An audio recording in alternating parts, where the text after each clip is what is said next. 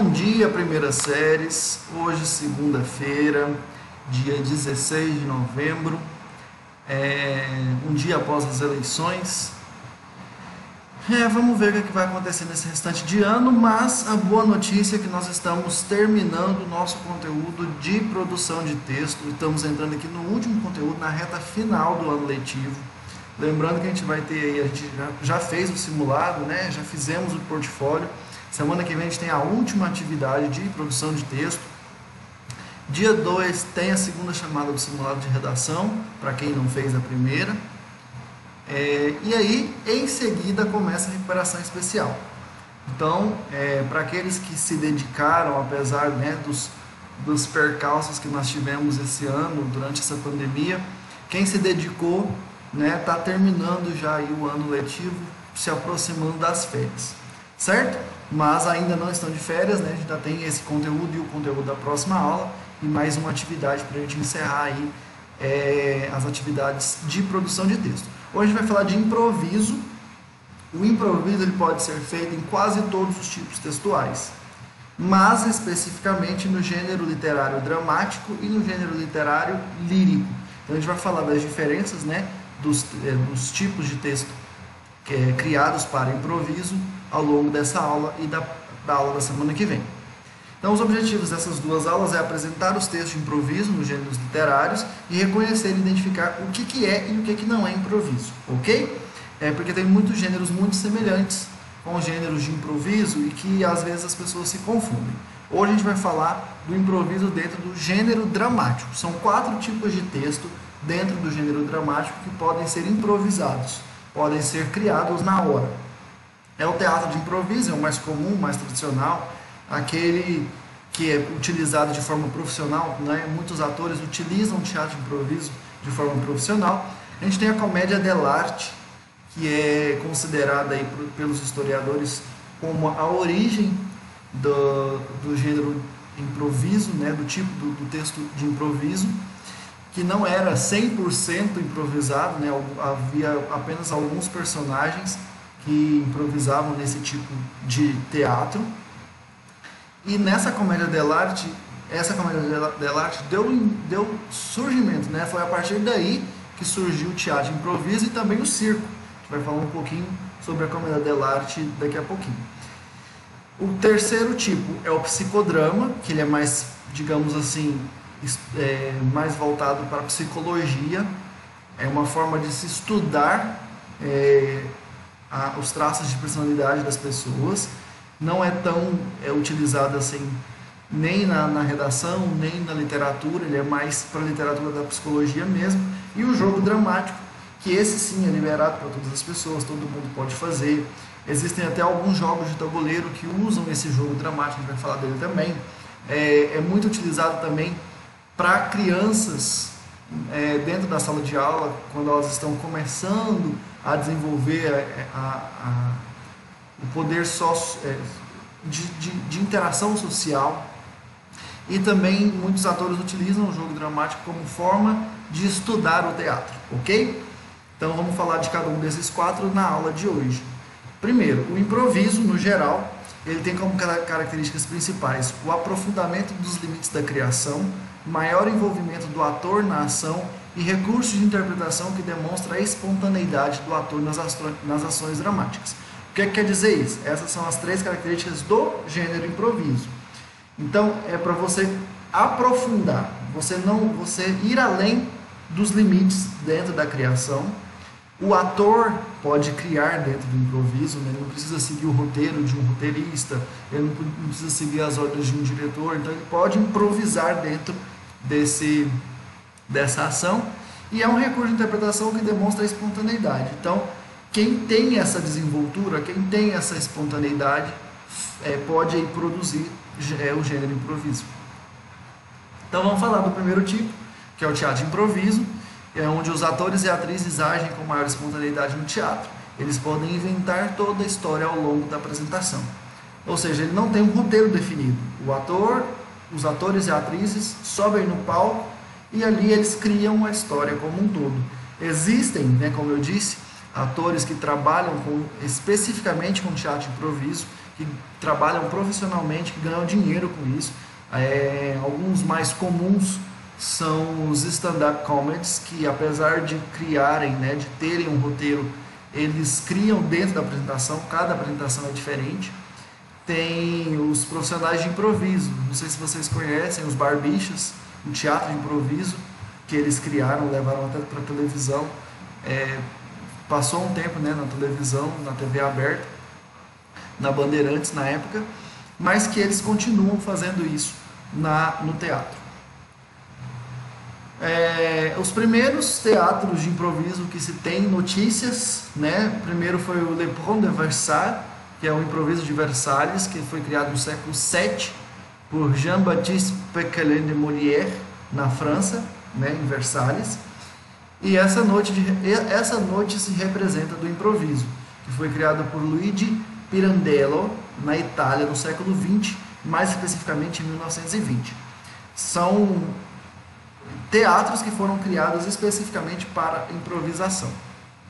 Agora eu vou falar da comédia dell'arte, que é a origem, né, do gênero improviso, que é uma vertente popular do teatro que foi criado lá no renascentismo, lá no século XVI, surgiu na Itália, depois foi para a França e depois se espalhou pelo resto do mundo. Alguns personagens, eu vou falar para vocês sobre eles, são conhecidos até hoje, e foi a partir da comédia dell'arte que surgiram tanto o teatro de improviso quanto o circo. E aí você pode me falar, professor, mas o primeiro teatro de improviso foi criado no século VII, enquanto que a comédia dell'arte foi no século XVI, quase 100 anos depois. Aí eu te explico, falo, não, aqueles primeiros teatros de improviso da história da humanidade, eles foram para o papel. É como se os atores pudessem interpretar de forma espontânea, mas que havia alguém ali para registrar. Então, ele acabou indo para o papel, acabou virando um roteiro. Então, na primeira apresentação foi improvisada, mas ele acabou virando um roteiro e é refeito, recriado, relido, readaptado até hoje. A principal característica da comédia dell'arte é que há um personagem fixo que ensina com improvisações. O que eu falei para vocês. Como é o surgimento do teatro de improviso, então nem todos improvisavam, mas havia pelo menos um personagem que tinha liberdade total de improvisar durante todo o teatro.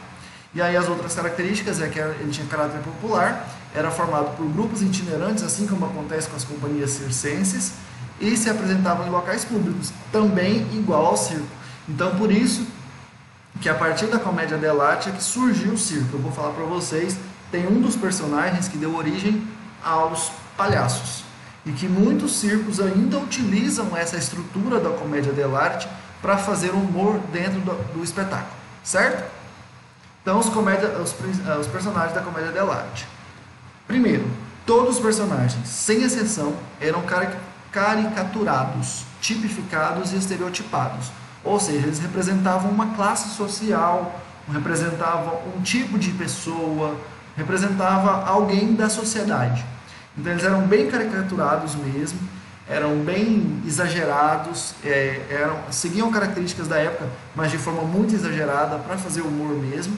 E eles eram divididos em 3 grupos: os enamorados, os criados e os patrões.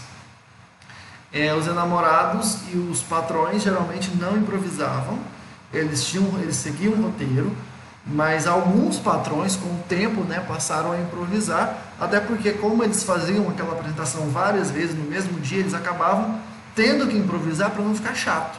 Eles tinham que adaptar a própria apresentação para não ficar chata.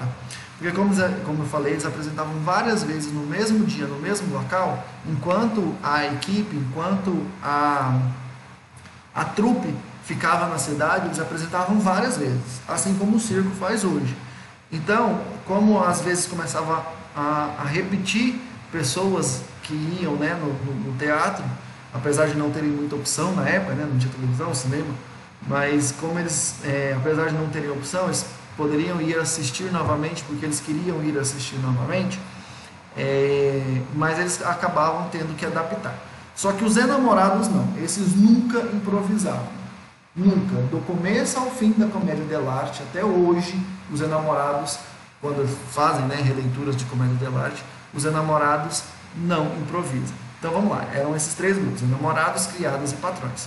Os enamorados estavam dispostos ao casamento e não apresentavam postura cômica, eles eram mais sérios, mais centrados, enquanto que os criados eram personagens de baixa renda que representavam a classe trabalhadora da época, que prestava serviço na época.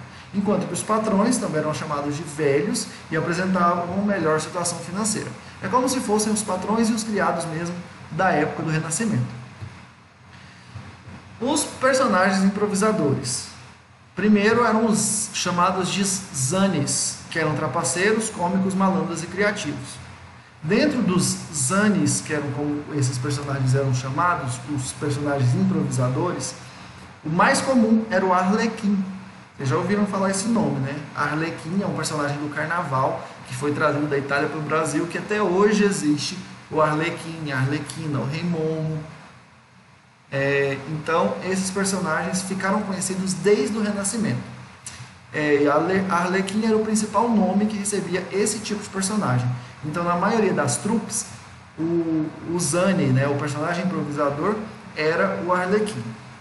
Mas ele também recebia vários outros nomes: Putinella, Pedrolino, Brigella, Temelino, Nepolino, Fagotino, Trufalino, Pasqualino, Bartolino, Tortellino. Tortellino também era muito comum, porque já ligava, né, a ideia de torta, de torto, então também era mais comum. Mas o mais comum de todos, o que existe até hoje, o Arlequim. Além do Arlequim, que é o servo, palhaço, trabalhador, ágil e malandro, que em italiano se chamava Arlecchino e não Arlequim, como aqui no Brasil, existia também a Colombina, que também ficou super famosa, que era criada graciosa, inteligente, ágil e habilidosa, a única criada feminina de toda a trupe, e era uma namorada do Arlequim, mas era diferente de enamorado. Ela não era enamorada, ela não estava ali com o objetivo de casamento, ela era namorada do Arlequim, e aí muitas vezes também era improvisadora. Pantalone ou Pantaleão era um velho rico, um chefe rico, conservador, autoritário e avarento. Geralmente era o vilão do Arlequim. Brigella era um trapaceiro, cantor que trabalhava para Pantaleão, era um servo fiel, astuto, egoísta, ágil e cínico. É como se fosse ali o braço direito do vilão, como se fosse um auxiliar do vilão. Aí tinha o Pierrot, que também é muito conhecido até hoje. Pierrot, que também recebeu o nome de Pedrolino ou Pedro, que era um servo fiel e honesto, da turma dos criados, não necessariamente improvisador. Dottore ou Graziano era um velho rico, charlatão e avarento, e ele tinha uma postura intelectual, como se ele soubesse de tudo. Vocês estão vendo que são todos os personagens da comédia dell'arte, eles têm umas características muito fortes. Aí tinha o capitão, que era fanfarrão, mentiroso, preguiçoso, forte, porém geralmente era covarde nas batalhas e no amor. Também era da parte cômica, né, do teatro, ele sempre se apresentava forte, valentão e tal, mas a hora que era para brigar, ele corria.